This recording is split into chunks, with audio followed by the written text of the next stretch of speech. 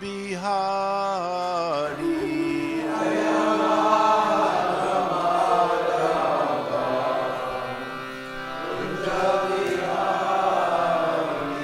Jaya Radha Madhava Kunja Bihari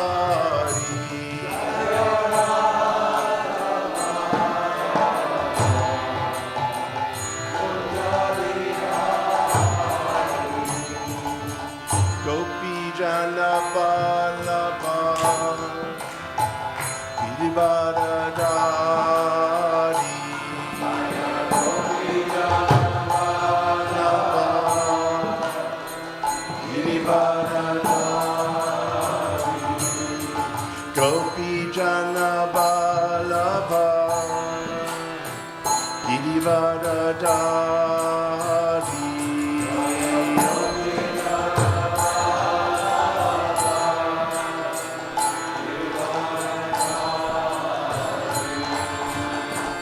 Yashodanandana Bhajana Ranjana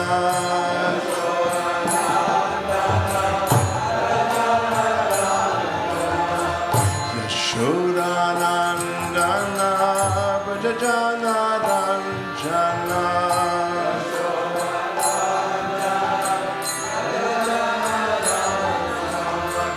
Yamuna Tira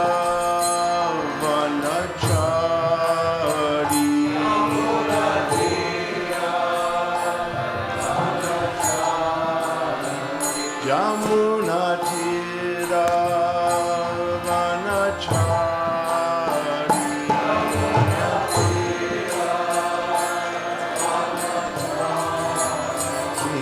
Jaya Radha Madhava Jaya Bidari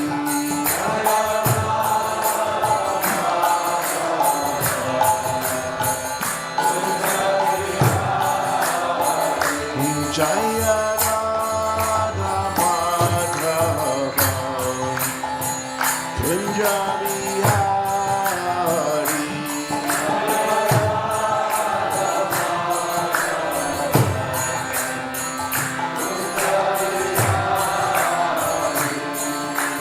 Gopi Jana Vallabha Girivardhari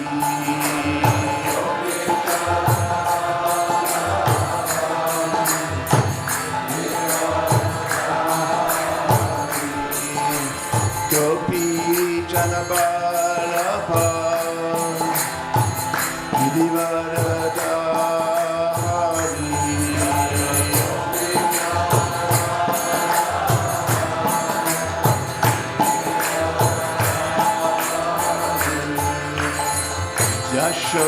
Yashodanandana Bhajana Ranjana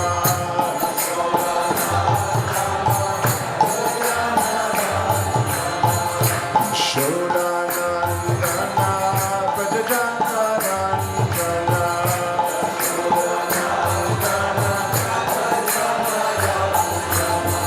Yamuna Tira Vanachari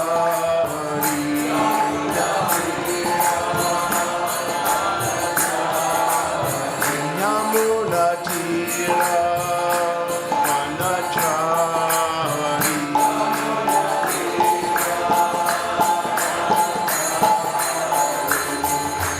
Hare Krishna Hare Krishna Krishna Krishna Hare Hare Hare Rama Hare Rama Rama Rama Hare Hare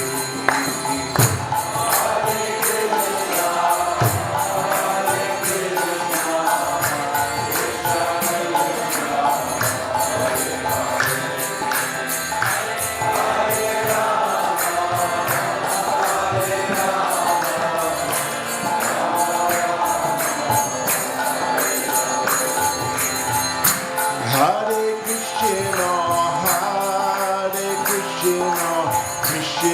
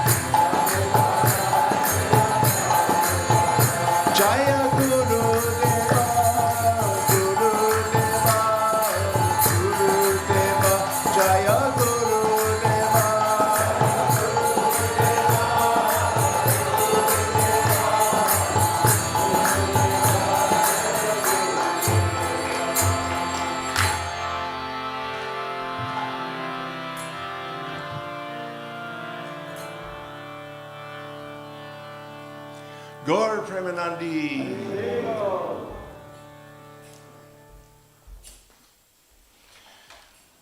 Om Namo Bhagavate Vasudevaya.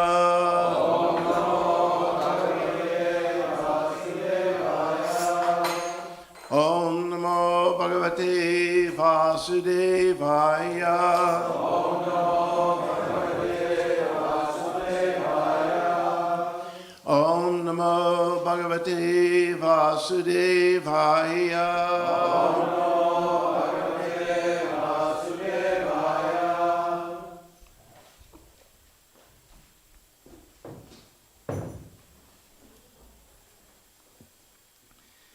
Nirodho Syanashayanam Atmana Saha Shaktibihi Muktir Hitvayanyata Rupam Swarupena Vyavastitihi Nirodhasyanushayanam Atma Sahashaktibihi Muktir Atvanyata Rupam Swarupena Vyavastitihi Nirodhos Yanashayanam Atmana Sahashaktibihi Muktir Hitvanyata Rupam Swarupena Vyavastitihi. Anyone?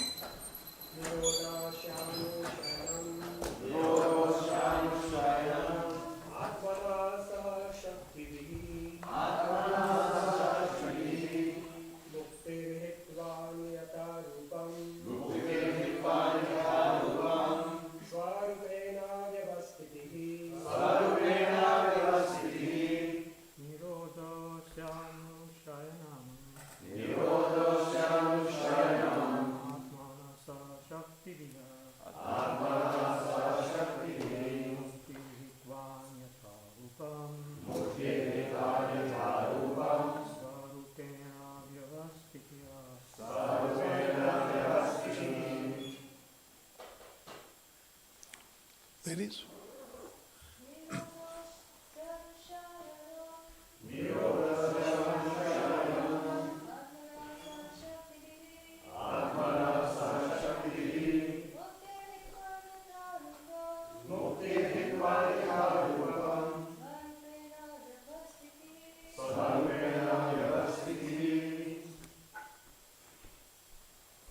Anyone?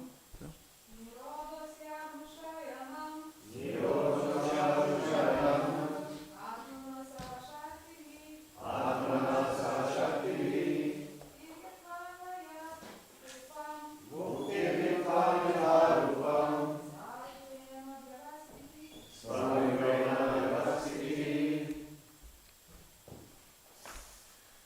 Nirodha, the winding up of the cosmic manifestation. Asya, of his. Anushayanam, the lying down of the Purusha incarnation, Mahavishnu, in mystic slumber.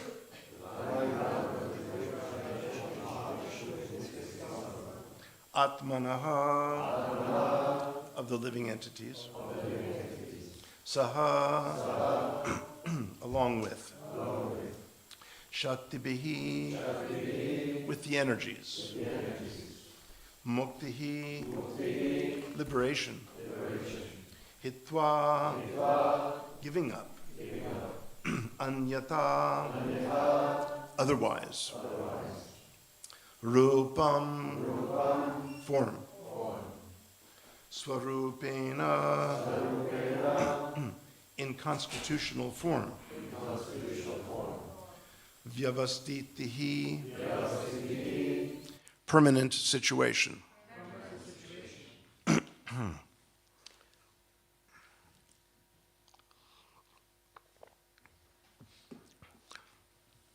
Translation: the merging of the living entity, along with his conditional living tendency, with the mystic lying down of the Mahavishnu, is called the winding up of the cosmic manifestation. Liberation is the permanent situation of the form of the living entity after he gives up the changeable, gross, and subtle material bodies. Purport. As we have discussed several times, there are two types of living entities. Most of them are ever liberated or nitya muktas, while some of them are ever conditioned. Prabhupada elsewhere gives the Sanskrit for that. Usually it's nitya bandha or nitya baddha. The ever-conditioned souls are apt to develop a mentality of lording it over the material nature. And therefore, material cosmic creation is manifested to give ever-conditioned souls two kinds of facilities. One facility is that the conditioned soul can act according to his tendency to lord it over the cosmic manifestation, and the other facility gives the conditioned soul a chance to come back to Godhead. So after the winding up of the cosmic manifestation, most of the conditioned souls merge into the existence of the Mahavishnu, personality of Godhead, lying in his mystic slumber, to be created again in the next creation. But some of the conditioned souls who follow the transcendental sound in the form of Vedic literatures are thus able to go back to Godhead, attain spiritual and original bodies after quitting the conditioned or the conditional gross and subtle material bodies. The material conditioned bodies develop out of the living entity's forgetfulness of their relationship with Godhead. And during the course of the cosmic manifestation, the conditioned souls are given a chance to revive their original status of life with the help of revealed scriptures, so mercifully compiled by the Lord in his different incarnations. Reading or hearing of such transcendental literatures helps one become liberated even in the conditional state of material existence. All the Vedic literatures aim at devotional service to the personality of Godhead. And as soon as one is fixed upon this point, he at once becomes liberated from conditioned life. I love all this optimistic language from Prabhupada. Very encouraging, isn't it? The material, gross, and subtle forms are simply due to the conditioned soul's ignorance. And as soon as he is fixed in the devotional service of the Lord, he becomes eligible to be freed from the conditioned state. This devotional service is transcendental attraction for the Supreme on account of his being the source of all pleasing humors. Everyone is after some pleasure of humor for enjoyment, but does not know the supreme source of all attraction. And then Prabhupada quotes here, Raso vai saha, rasam hyevayam labdvanandi bhavati. This is from the Taittiriya Upanishad. Prabhupada doesn't mention it here, but it's from the Taittiriya Upanishad 2.7.1. Very famous passage. We'll talk about that in a minute. The Vedic hymns inform everyone about the supreme source of all pleasure. The unlimited fountainhead of all pleasure is the personality of Godhead. And one who is fortunate enough to get this information through transcendental literatures like Srimad Bhagavatam becomes permanently liberated to occupy his proper place in the kingdom of God. I'm somewhat amused by the very last words. Kingdom of God. When do we ever talk about the kingdom of God? We talk about Brajlok, right? So this is like going into a Christian church, and if I gave a talk and said, all of you eventually could go back to Brajlok, They speak about the kingdom of God. We speak about Brajloka, the world of Braja, the world of Krishna, Krishna Loka. So Prabhupada would engage sometimes the language of the Western traditions to help Westerners bridge over to the Vaishnava understandings and concepts. But let's start at the beginning. The Nitya Muktas and Nitya Baddhas, our whole theology, our whole metaphysics is set up to accommodate love. The pure love originating in the heart, lying dormant within the heart. And love requires freedom of choice. Love cannot be forced. Love is not something to be manipulated. Love, you cannot threaten someone to love. You cannot arrange for someone to love. It is something that will naturally flow from the heart. And this is what devotional service accommodates, is the ability for the living entity to naturally have this generous flowing of the heart toward others and toward the divine. But Prabhupada says the ever-conditioned souls are apt to develop a mentality of lording over material nature. We hear this phrase a lot in Prabhupada's discourse. What does that mean, lording over material nature? I mean, no one's particularly good at it. Have you noticed? I mean, I've tried it a number of times, and I am not good at it. So I've given up. But what does it mean to lord it over? Lord means the center. Lord, what is the word for Lord in Sanskrit? Ishwara.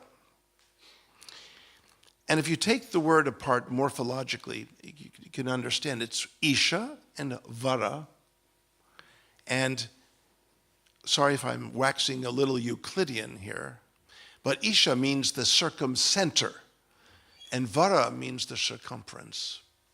The very center, the innermost essence of all reality, containing the whole of everything. Ishwara. So the very center. So to be lording it over means that I think of myself as the center, and all of you are simply my little minions that do exactly what I want you to do. I want to control you. I have expectations of all of you. And I am the center, and all of you are just very secondary. Devotional service reverses that. Suddenly, I'm no longer the center, but divinity is the center. And the divinity within all hearts is the center. And each of you become the center when I speak with you. So the first covering of the soul, of the Atman, we know is the ahankara, right? Which means, I mean, you could literally translate ahankara as making the I the center. Self-centeredness is the ahankara. Seeing everything in light of the I. So I made up a Sanskrit word that is the antidote to ahankara. I call it anyakara, making the another the center.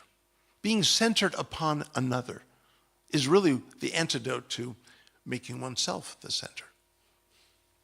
And then ultimately paramanyakara, being centered upon the Supreme Mother. That is our process.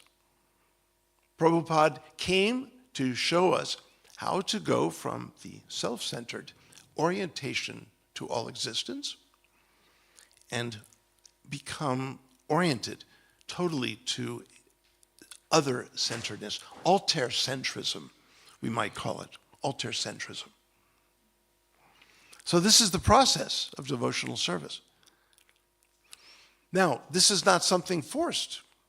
This is something that is facilitated either to remain in the ahankara mode or the anyakara mode, and to facilitate both eternally.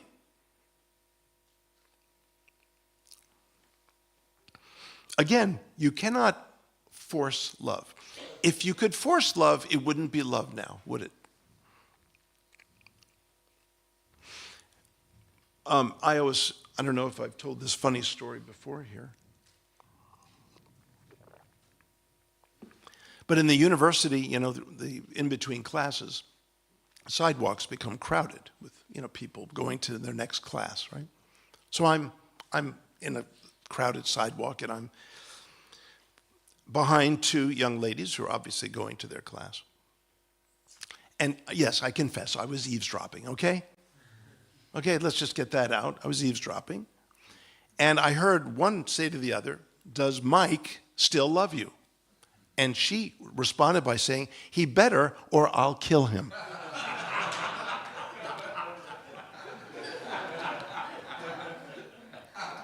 Do you understand the effect this had on me? I'm thinking, oh my, I started looking around. Where's Mike? I've got to tell him that there is a bounty on his soul. So for years I've been looking for Mike, and I think he's dead, honestly. I got a lot of false calls. I put signs up around the university. "Are you Mike? I need to speak with you urgently." A few Mikes showed up, but these were obviously not the Mikes. I think he's missing. I think he's gone. The point being that either Mike confessed his love to her because he was under duress, or he was honest with her and he's dead. So it's a bad situation, no matter how you look at it. It's a bad situation. Love cannot be forced. Krishna is not that kind of person who threatens us to love him. Yeah, there was another situation where I was waiting for, oddly, it was in some mall. I was waiting for a haircut years ago, many years ago, and I got there early, and she said, you're early, and I don't like to sit in those places, so I said, "I'll be across the hall, and perhaps you can yell for me when you're ready." So I'm looking at the jewelry counters that in the jewelry store, and a saleswoman comes up to me. She had a name tag. Her name was Deborah, and she said, "Are we getting something for the wife today?" And I said, well, I should have said yes, okay, to Krishna Kanta. I always like to get something for Krishna Kanta. But I said, "No, I'm just waiting for my haircut." And she said, "Okay, so what do you do?" And I said, "I'm a professor." And she asked, "A professor of what?" And I told her, and she said, "Have you written any books?" And I said, "Well, as a matter of fact, I just came out with a book published by Princeton," and told her a little bit about it. She said, "I guess no one is going to go back to heaven reading your book now, are they?" I said, "I'm sorry?" "I'm sorry." She said, "Professor, do you know what fear is?" No, she said, "No. Do you know what suffering is?" I said, "I'm beginning to know what it is." She said, "If you don't give your life to..." I said, "Well, okay, Deborah, just wait. I know where you're going. And let me tell you, let me save you some time. I would rather go to hell than to go to a heaven where a God felt he had to force me to love him, because that would be an even greater hell." She was kind of like, now luckily, "Graham, your haircut." Then I said, Deborah, it's been great speaking with you today. So I'm going across the hall, and she said, Professor, I turned around, I said, yes. She said, I don't feel forced to love Jesus. I said, that's good, Deborah, but it's not beneath you to try to force others. Now, is it? And then I walked on. Have a good day. Yeah, don't mess with me. I'm a professor of religion. I know all this stuff. The matter is that you cannot force someone to love anything. It is a natural, bubbling up of the heart toward a very attractive and beloved object. Krishna accommodates whatever we want. If we want to live a kind of self-centered existence, he will arrange for that. Eternally. Nitya Baddha. Or we can go to the other side. We can choose to live an eternally liberated life. Liberated, what does that mean? Liberated from a conditioned existence and totally freed into the life of the heart. This is the beautiful metaphysics that we have in Krishna Bhakti. Krishna waits an eternity within our hearts and waits for us to turn to him. We were just discussing that last night and even on Sunday, I think, the way Arjuna didn't see Krishna for who he was in the chariot in the first chapter. He was oblivious to Krishna being right there in his chariot. Oh, are we aware that Krishna is right there in our chariots, our bodies? That's what this whole process is about, to be able to interact with the divinity in the heart. So there is, of course, Mahavishnu, as Prabhupada speaks of it here, or Karana Dakashai Vishnu, who is in charge, that extension of Krishna, the Vishnu form that is in charge of the whole cosmic manifestation.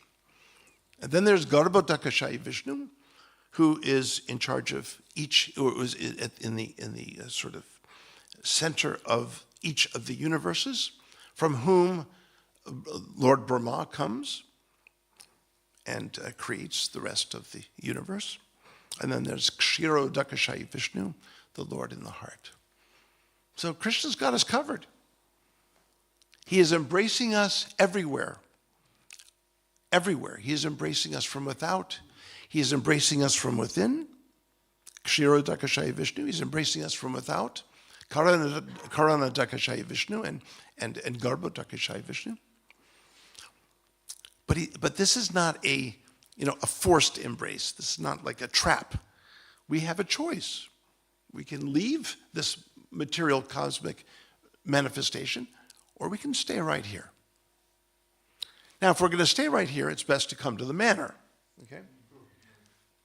Then that's a little reprieve from the phenomenal manifestation. So that's what all of us are doing here. We decided, hey, you know what? This isn't such a great thing, this Nitya Baddha. I think maybe we'll start shifting over to the Nitya Mukti. So this is what a beautiful place like this is for. But Prabhupada says here, those who follow transcendental sound in the form of Vedic literature are able to go back to Godhead. And during the course of the cosmic manifestation, the conditioned souls are given a chance to revive their original status of life with the help of revealed scriptures, so mercifully compiled by the Lord in his different incarnations, and particularly Vyasadeva, whom he empowers to compile the great literature. Now, the Vedanta Sutra, now there, of course, the literature is extensive. We've got 18 Puranas. There is the Itihasas, like the Mahabharata. There's the Vedas. And part of the Vedas is the Upanishads. And the Vedanta Sutra is a distillation of the essential teaching of all of the Upanishads. It's about 550 aphorisms. I don't have an exact number. Does anyone, do you know an exact number? 550, is it? Yeah, 550. Okay, so 550 aphorisms, and the last aphorism is extremely dramatic and relevant to what Prabhupada is saying here. It's dramatic because not only is it the last aphorism, but no other aphorism in all of the Vedanta Sutra, I'm pretty sure, I've read it several times, no aphorism repeats itself within the aphorism. This is the only one that does that. Anavriti Shabdat. Anavriti Shabdat. So powerful. There is no returning on account of Shabda, sound. There's no coming back to this phenomenal manifestation because of sound. So it's powerful. Vedic literature is meant to liberate. It's easy to tell Vedic literature from other literature. Try reading other literature. See if you can feel like, you can feel it kind of closing in on you. It doesn't feel liberating. It feels sort of entrapping. It kind of grabs you and brings you back into the material manifestation. When you read the Vedic literature, you are lifted up. You can feel the difference.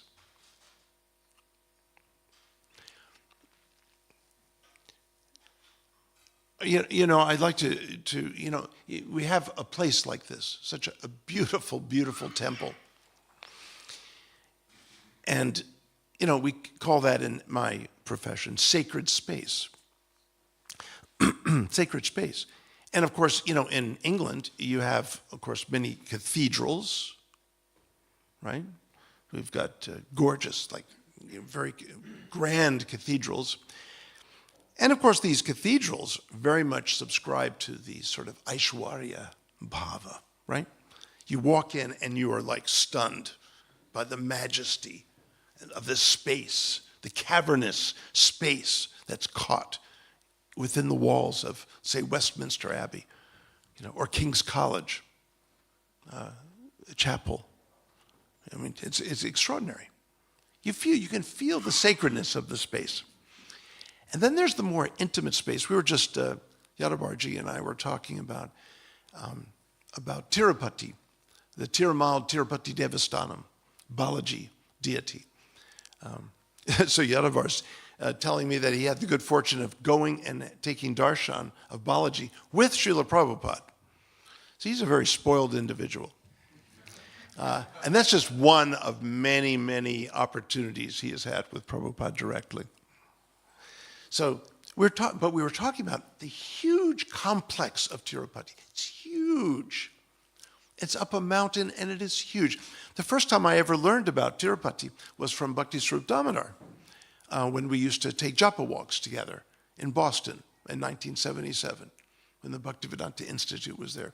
Every morning, we would take a japa walk to the Boston Commons and the Boston Garden. And he would say, I said, Garuda, have you been to Tirupati?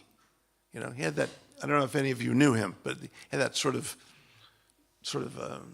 buoyant voice. And strangely enough, he would always say, when I first would meet with him, he said, Garuda, have you had rasgulla recently? I said, no, but I would really like one if you know where one is. He had a thing about rasgullas. To this day, I have no idea why. But he was always very jolly, Swarup Damodar. It was a wonderful association. So,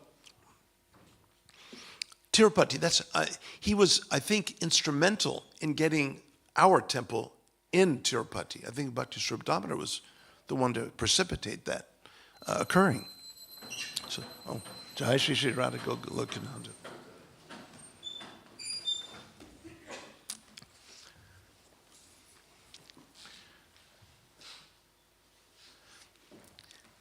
So you go into this elaborate complex of buildings, and then when you finally have darshan of Balaji, you come into this very intimate, small setting. And really, it's just you and Balaji. There's not much room for anyone else. So this is so opposite a cathedral. In the West, we've got you walk in and you're absolutely drowning in majesty, Aishwarya. And with Balaji, you start with the majesty, but you go into the intimate realm of the deity. This is our tradition. You go from Aishwarya to Madhurya. Chaitanya Mahaprabhu is said to state in the Chaitanya Charitamrita, according to Krishnadas Kaviraj, all the world is enamored by Aishwarya. But I have come to deliver Madhurya, the sweetness of divinity.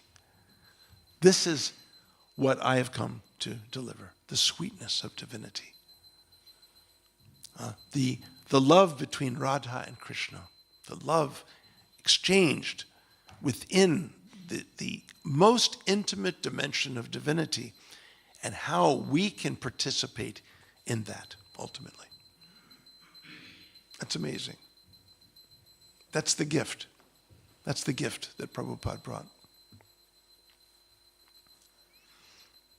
Let's jump down here to Rasovai Saha Rasam Hyevayam Labdvanandi Bhavati. This is a very, very powerful statement.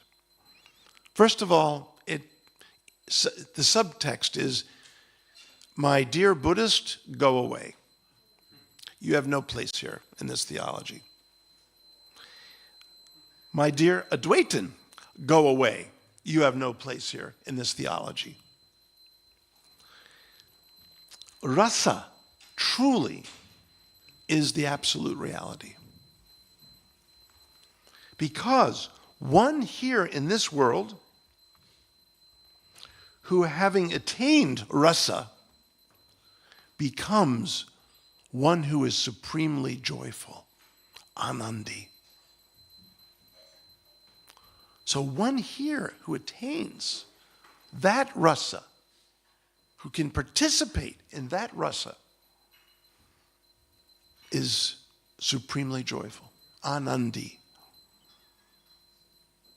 So that is what we're doing here. I engaged some quotes from Prabhupada that I think are just so beautiful that I'd like to read to you, because I think you'll benefit more from hearing his words than what I have to say on this subject.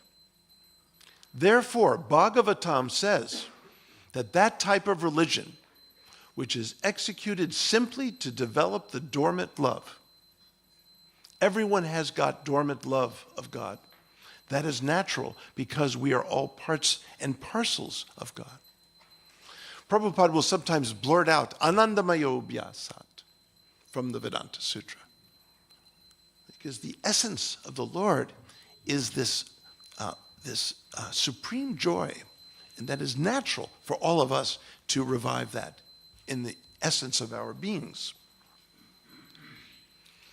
Actually, we are teaching the science of God. We are teaching how to develop our dormant propensity to love God.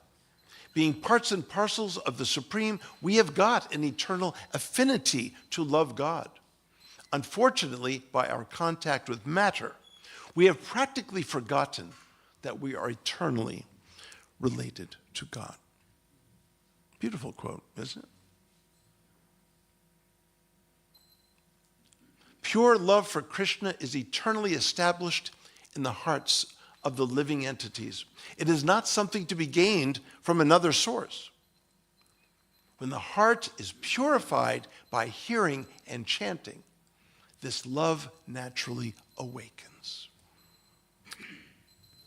This is our process.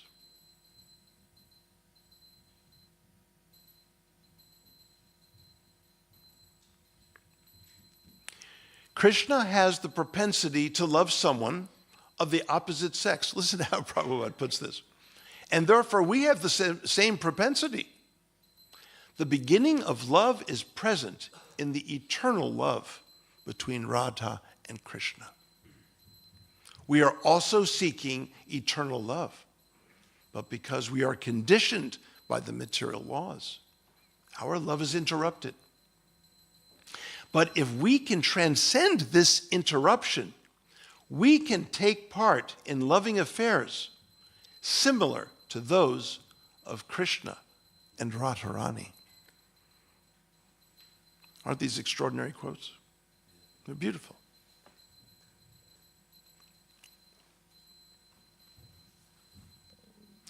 So,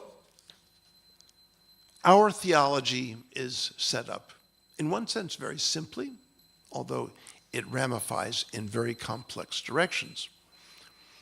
There is the possessor of Shakti, Shaktimat or Shaktiman, and then there are the three Shaktis. There is the Antaranga Shakti, the Bahiranga Shakti, and the Tatastha Shakti. Wait, what else is it called? Wait, Antaranga, Bahiranga, and what's the other term? It is Tatastha Shakti, right? But then there's also Chit Shakti, Maya Shakti, and Daivi Shakti? No, because then there's the Jiva. Maybe Jiva Shakti. Anyway, these are categories that can be described in various ways. These are three irreducible categories of existence, of reality. In the Advaitin conception, there are no categories. There just is. That's it. And the conception is that when we leave this mortal coil, that our consciousness merges with an ocean of consciousness, and individuality is totally lost. And their metaphor is, a drop joins the ocean, and you can no longer distinguish what is the ocean from the drop. It merges. Prabhupada's example is rather that when you take an iron rod, the closer it gets to the fire, the more it takes on the qualities of fire. The rod still remains a rod, but it takes on the qualities of the fire.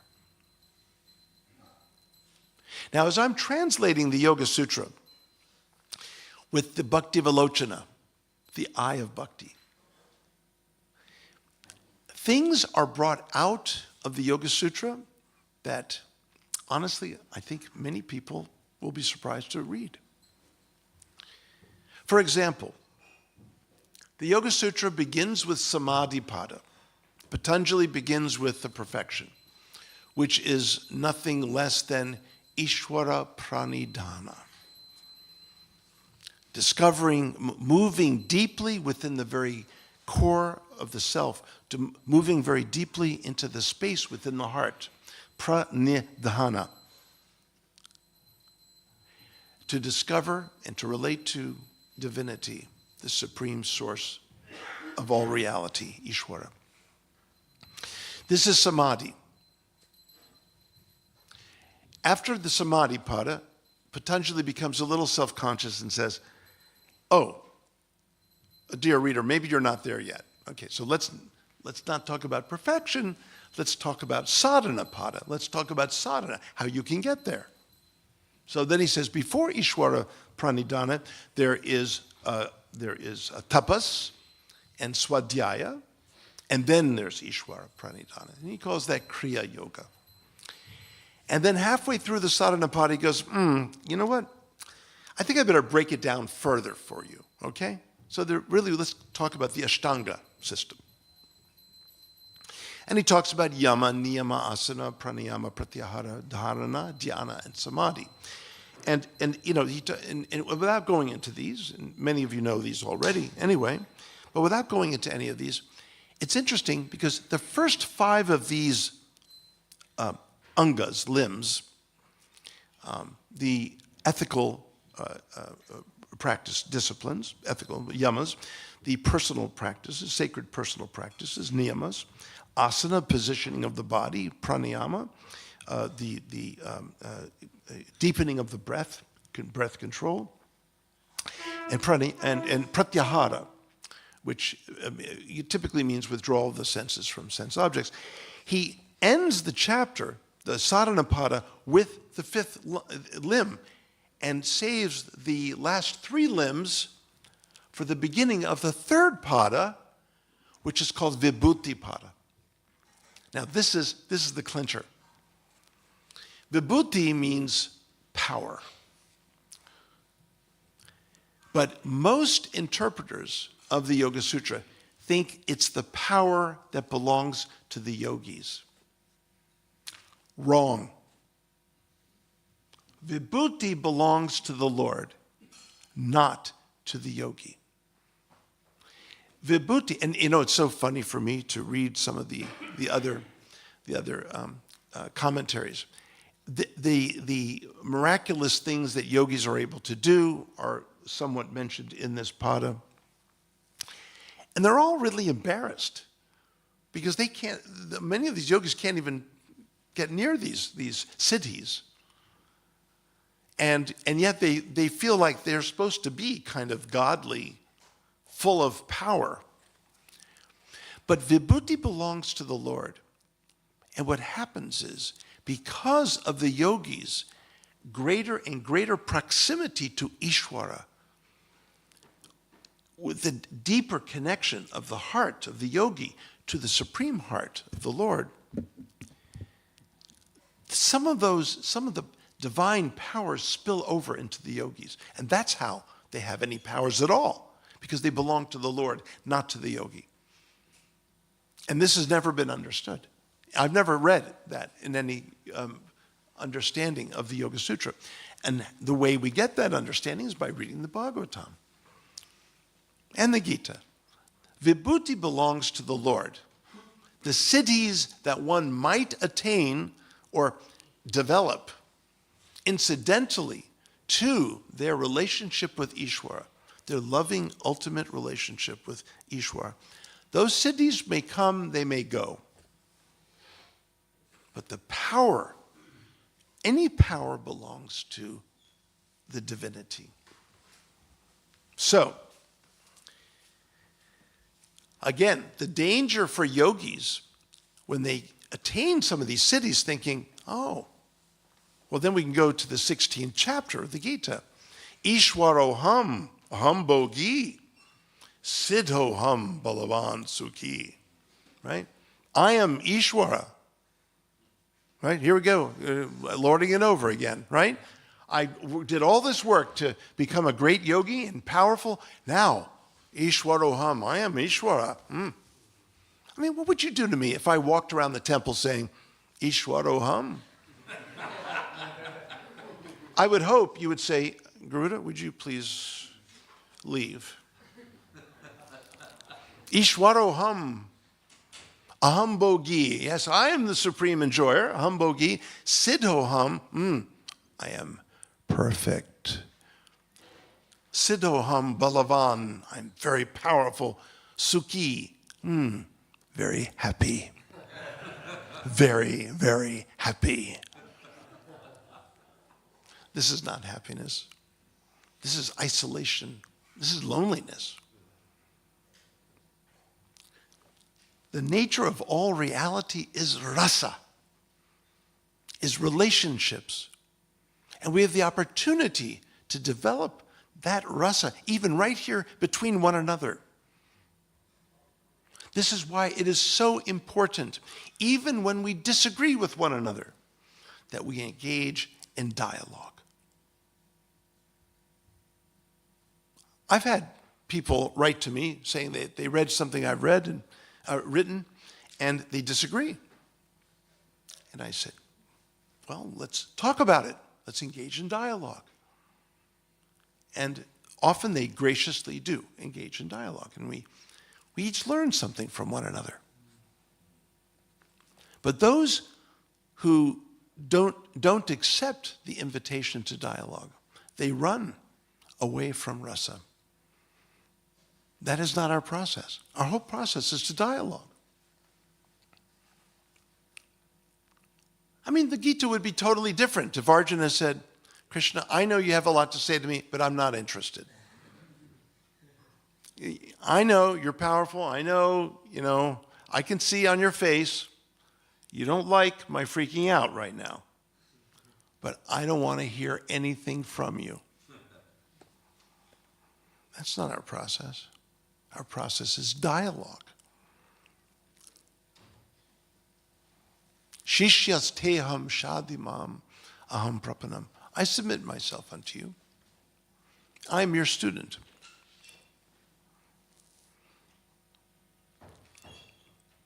Occasionally I get an email, what you've written is totally wrong, this is bogus, you've insulted our spiritual master, and so on. And you shouldn't be writing about Krishna because Prabhupada says, unless you're a pure devotee, you should not be writing about Krishna. I think all of you know me well enough that I'm likely to respond with this obnoxious response. How do you know I'm not a pure devotee? If you know I'm not a pure devotee, you must be terribly powerful because you've never even met me. So how you can know this is amazing. So you are my guru. Please instruct me. I submit myself unto you. And they never respond. The whole point is engage in dialogue. Share. Machita magata prana. Give. Our hearts belong to Krishna. Our very life heirs belong to Krishna. We offer them to Krishna. Then what happens? Bodhayanta parasparam. Then we can enlighten one another. Then we come together to enlighten one another. And what happens then? Katyantas chamam nityam. Then we're in dialogue forever. Unending dialogue. That is our process. And that is completely satisfying and very enjoyable. Tushanticha, ramanticha. Anyway, there's so much more we could say here.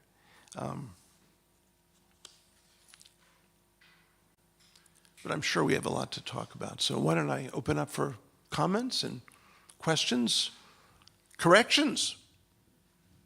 Corrections. Anything from anyone. Yes, Govindaji. Hari, thank you for your interesting class.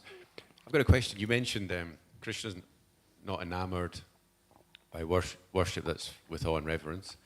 Then we have the pastime of Ambarish Maharaj and Vishnu, and it seems that Vishnu is very much enamored by Ambarish Maharaj. And I'm always wondering, does that mean for Vishnu, he's conquered by worship with awe and reverence? He's actually conquered by it, and he has this loving exchange with his devotees, whereas only Krishna, he doesn't get conquered by that? Yeah, interesting.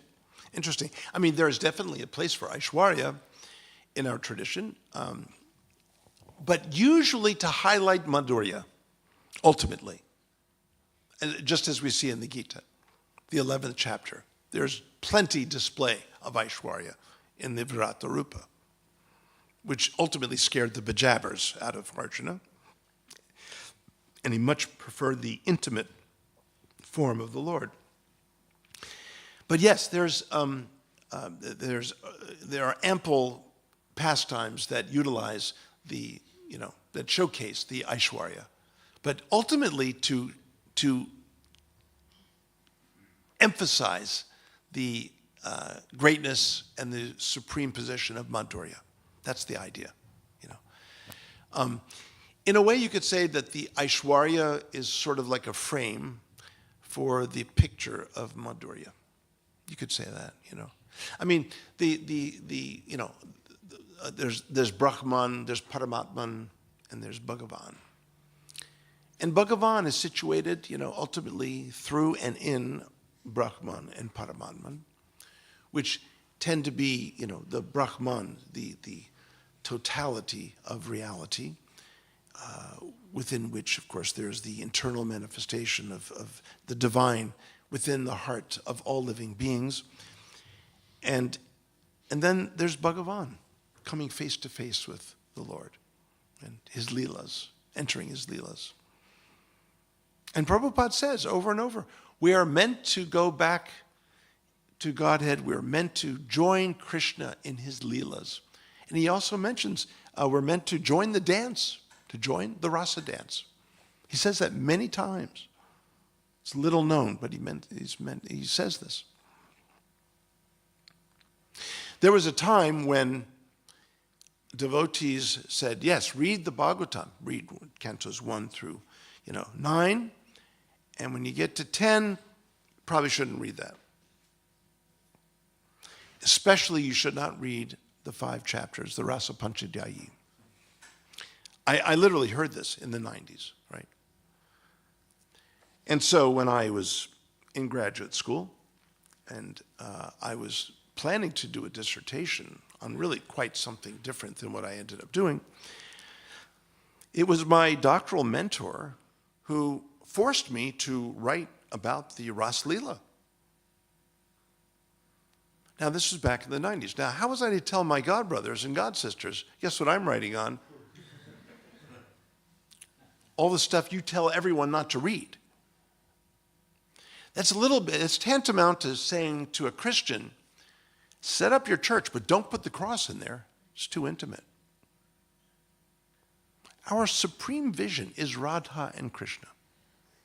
Supreme vision is Radha and Krishna.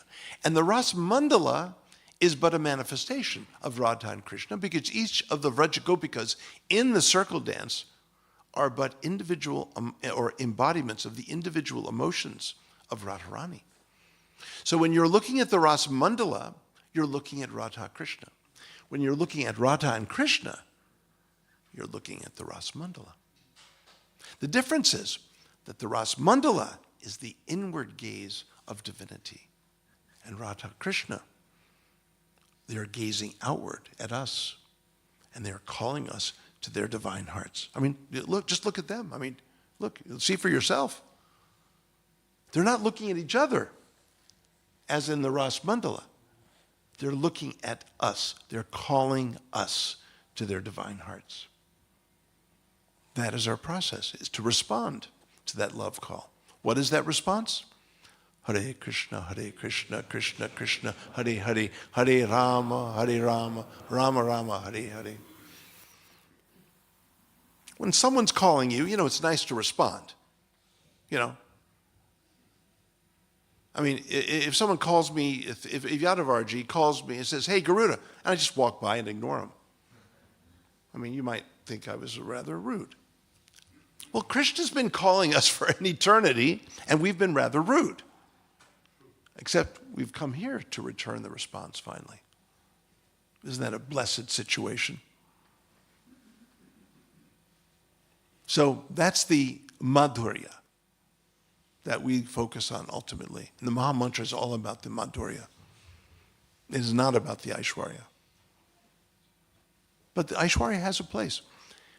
Arjuna had to go through the Aishwarya in the 11th chapter to appreciate the madhurya. So sometimes that happens. Yeah, it's good. Lots of good things to think about in that regard. Thank you, Govindaji. Yeah. Hare Krishna. Hare Krishna. Prabhuji, on Saturday, Yadu Prabhu said to me that you have to come and listen to Garuda Prabhu because he's my favorite speaker.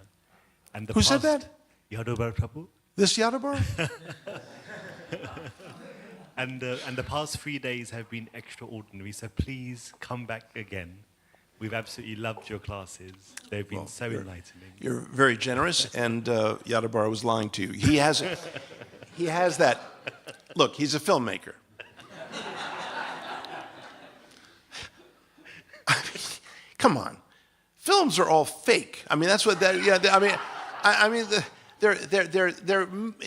they make you believe things, right? I mean, so it's the suspension of disbelief is all about the art of filming, right? So yeah, he's like just an ongoing film himself. So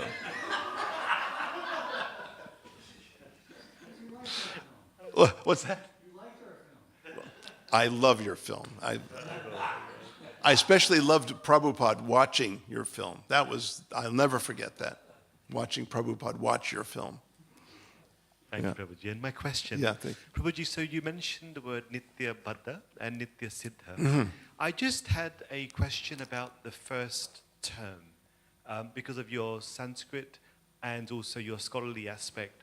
I wanted to share with you, do you feel that the term is slightly misleading, Nitya Baddha, Nitya Siddha, because they obviously get to a point where they are no longer Nitya, but they're Anitya?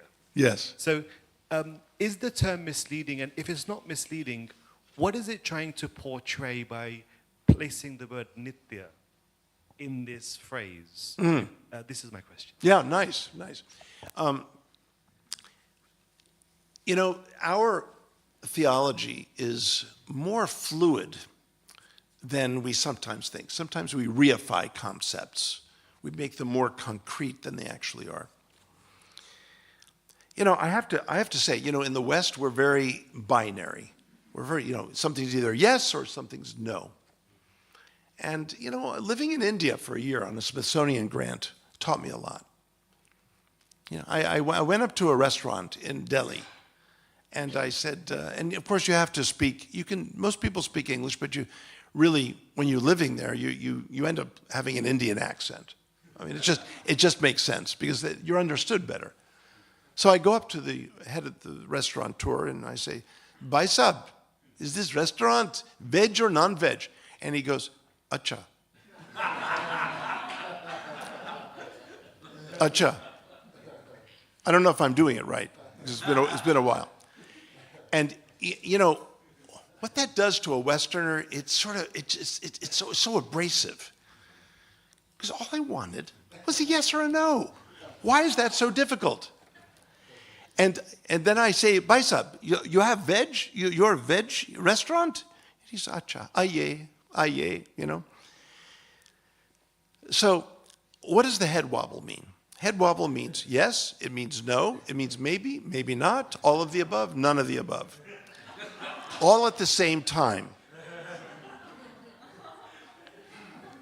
The subtext is, it depends on your angle of vision.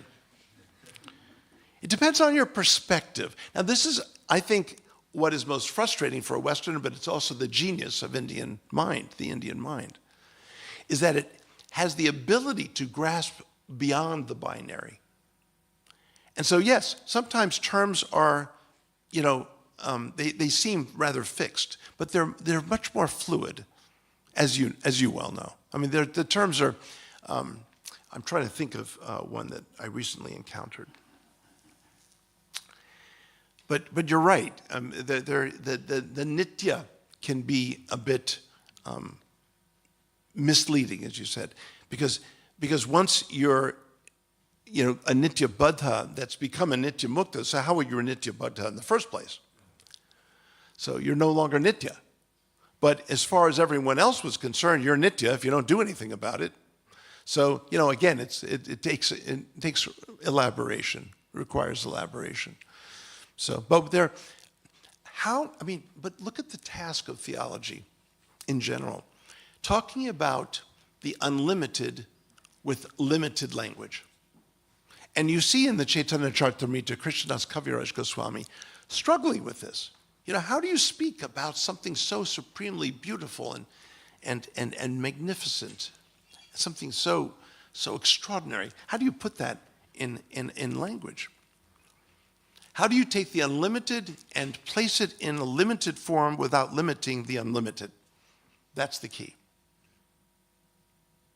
And this is, of course, the challenge in understanding the deity. How does the supreme unlimited Lord Krishna come into a limited form and still remain unlimited? Well, this is the power, this is the divinity's, prerogative. He can take any form he wants. He can enter into it with as much saturation of divinity or less saturation. That is his prerogative.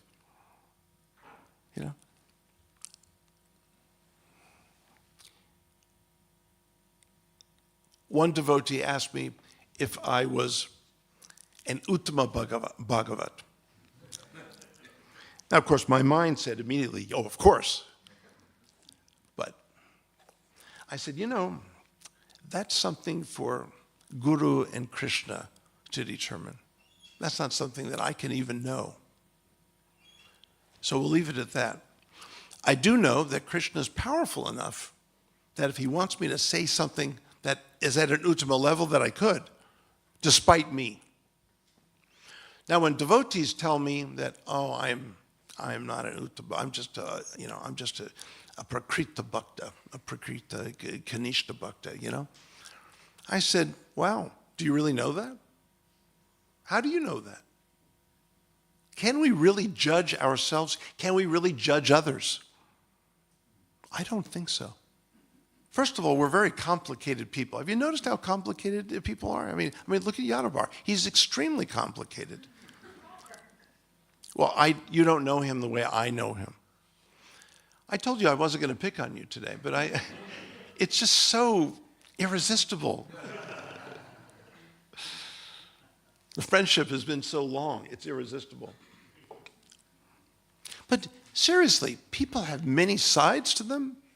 They're complicated. While there can be flaws, there can be wonderful qualities. How to negotiate all of that. The movement has a hard time with that sort of thing. How does someone do so much devotional service and yet they've also done a lot of harm at the same time? This struggle, these struggles, they're worthy struggles if they're truly addressed. But if we try to address them in a kind of binary fashion, then I think we have trouble, then we have problems. We have to consider things very carefully and very sensitively, and again, in dialogue. I remember that my godbrother, Guru Garuda, he started the Ministry of Justice, which the GBC had a long time ago, but they closed it down for whatever reason. I don't think they were interested in justice anymore after that, I guess, or whatever, I don't know. But Guru Garuda said that they looked into this one sannyasi who had been transgressive, and they looked at all the data, looked at all the evidence, looked at all the facts, and they said that they found him guilty of all of these, transgressions. So he's telling me about his first case. And I said, oh, okay, sounds like it's been working. And then he said, and our recommendation was that this sannyasi should become a grihasta. I said, what? What? Wait a second. He's been having transgressive activities with many women, and now you're recommending him to be a grihasta? This is the qualification for a grihasta? The poor woman that has to marry that man. No, he does not have a qualification to be a grihasta. We have to be very careful in what we recommend, what we offer to others. Grihasta ashram is not like when nothing else works, you just throw them in the grihasta ashram. That's not what the grihasta ashram's for. That's what it used to be thought of. Like, yeah, this is not working out. Hey, you're a lousy brahmachari, get married. Sannyasa not working out. Yeah, get married. You're a terrible, terrible devotee. You're slacking. Just get married.